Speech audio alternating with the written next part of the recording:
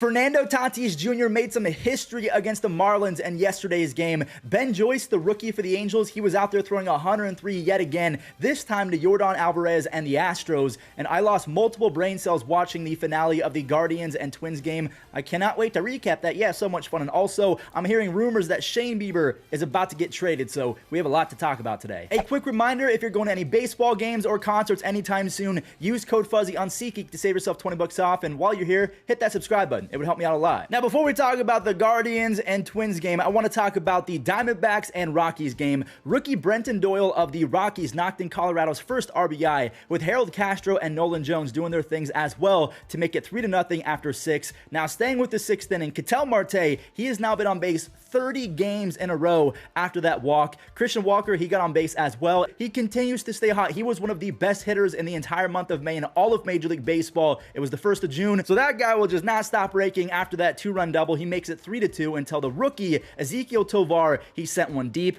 Ketel Marte, he gets it right back. He steps up a few innings later and he rips a double to put ducks on a pond for the rookie Corbin Carroll, and the kid walks it off. He said that's his first ever walk-off ever. I'm talking Little League, college, high school, anything that you can think of. That is Corbin's first walk-off. If Corbin Carroll never improves, and this is peak Corbin, he's going to walk into the Hall of Fame. He could legitimately be one of the best players in baseball history if he never improves ever again. Here we go, a massive series between the Guardians and the Twins. The Guardians have been playing better as of late, so they're trying to get back into second, maybe even first place.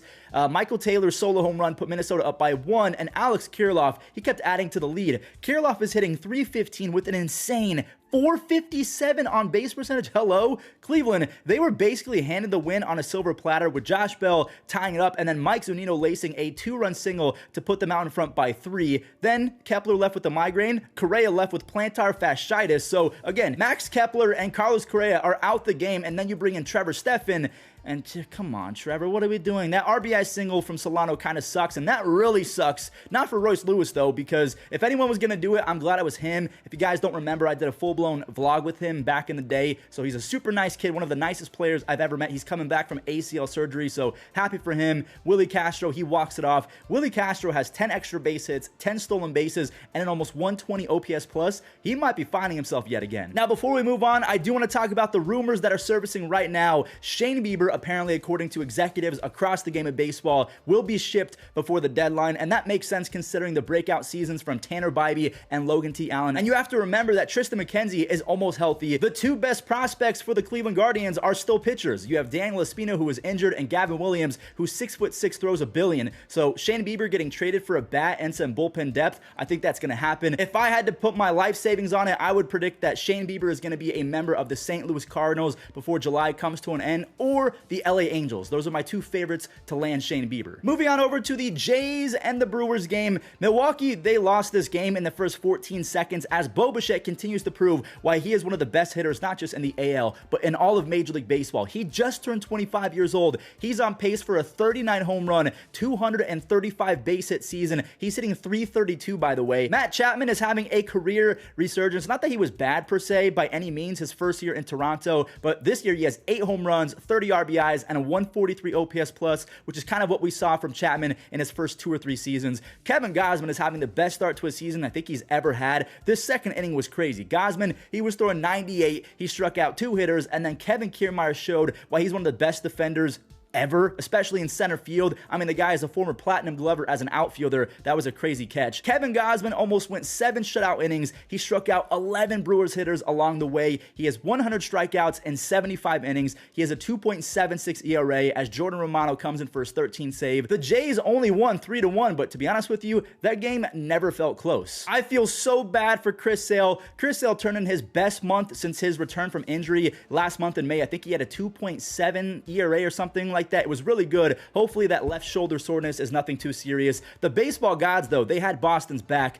Devers, he got on with a free double because it got lost in the twilight, which sometimes the twilight is worse than having a ball hit directly into the sun. If you've played outfield or infield, if you know, you know. Justin Turner, he ties it on a single to right, and there's the lead. Enrique Hernandez cracked a solo shot to put Boston up by 1. But the Cincinnati rookie, Matt McClain, he wanted Boston fans to feel a little bit nervous. McClain is hitting almost .360 with 7 extra base hits and 9 RBIs in his first 15 games.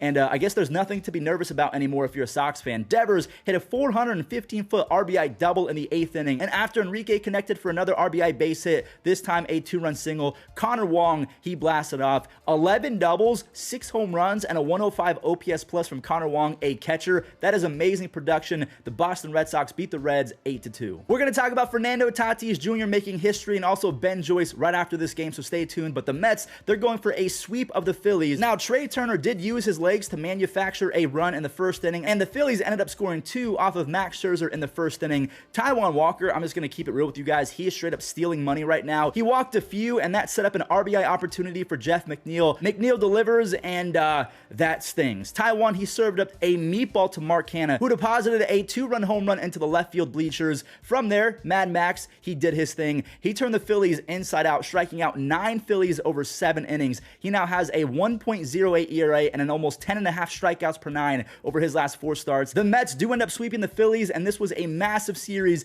for the Mets starting pitchers as Carrasco, Senga, and Mad Max all had really good games. Fernando Tatis Jr. did not hit a home run in this game, but he still had a monster day offensively. He smokes an RBI double early, and speaking of smoking baseballs, Gary goes yard again. That's back-to-back games with a long ball. Imagine if he clicks in San Diego and baseball gets primed Gary all over again. Like, if you don't remember, he had 20 home runs in his first 53 big league games back in 2016, so that was many, many moons ago, but I'm holding out hope. Brandon Dixon and Jake Cronenworth, as you just saw, they both contribute with a few RBI singles, and Gary steps in with 2 runners on and rips one up the middle. So that's a 3 RBI day for Gary Sanchez and a 4 RBI day for Fernando Tatis Jr. He's the 3rd player since 1961 to have 3 doubles, 4 RBIs, and a stolen base in a single game. I am so mad at him for unplugging his brain and not turning in that ringworm medication in the offseason, and he got busted. Like, he is so good at baseball, but he's so stupid sometimes. Anyways, moving on. You guys know I love Fernando Tatis Jr. I've been accused of glazing him, but whatever. Joe Musgrove had himself a day as well. Check out the clutch double play with the bases loaded, and then he struck out Yuli Gurriel to escape the jam. He went 6 shutout, only allowed 3 base hits. The Padres, wow, they decimate the Marlins 10-1. The Angels were in Houston, one of my favorite series to watch of any game all year. The Angels got out in front by 1 in the second when Jose Abreu lifts a fly ball to Hunter Renfroe. Kyle Tucker's on third base, so you know we're about to get a fun play at the plate.